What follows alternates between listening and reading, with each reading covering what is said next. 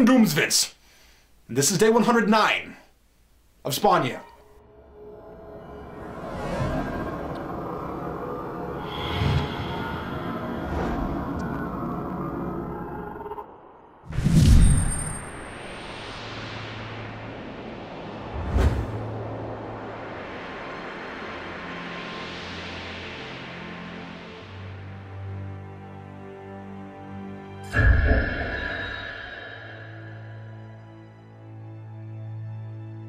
My only consolation after everything Doomsvince has put me through the last 2 days, making me kill a creature that looked just like my best friend, drudging up the past, is that I still have the pleasure of reading this book every day.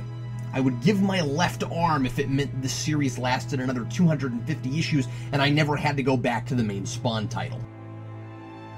And the fact that my arm is still intact makes me suspect Doomsvince really doesn't control all of time and space. Or maybe Spawn actually gets that much worse and Doomsvince thinks making me review more of it is actually a more painful punishment than losing an arm. This issue is packed with gripping action, surprising and baffling developments in the mystery, and it retains the heart that really impressed me last issue. We're already 5 issues into this story, and Bendis continues to do what the best mysteries do.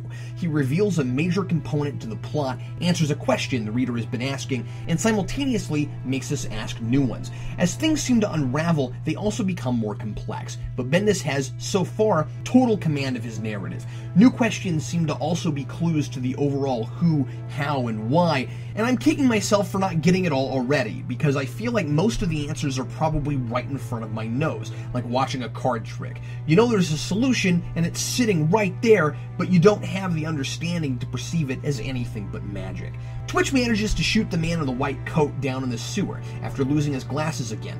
Interesting that both times he's taken aim at this guy, it's been without his glasses. Remind me never to go into law enforcement.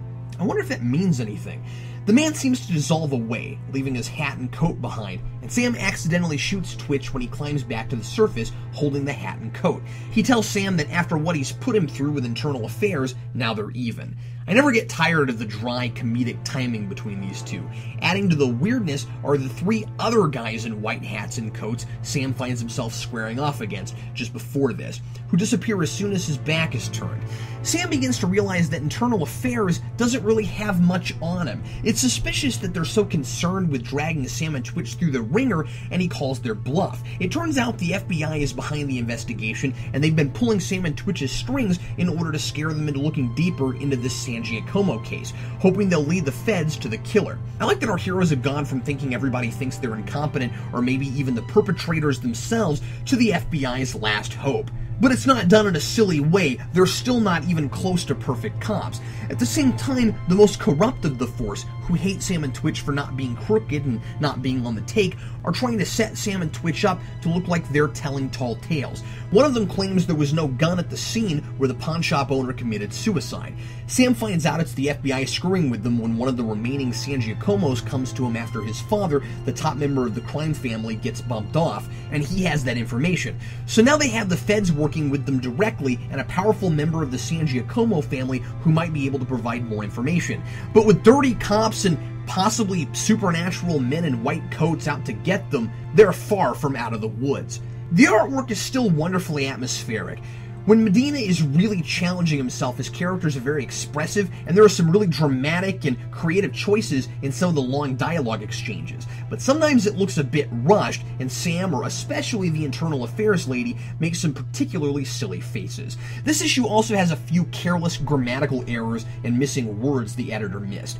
But the story is still top-notch, and I love that for every problem that's solved, a new one crops up to take its place. And it all seems to fit together so far, though I guess we'll have to see when the whole mystery is finally solved. But I find myself as concerned with our heroes' livelihoods and reputations as I am with the whodunit mystery.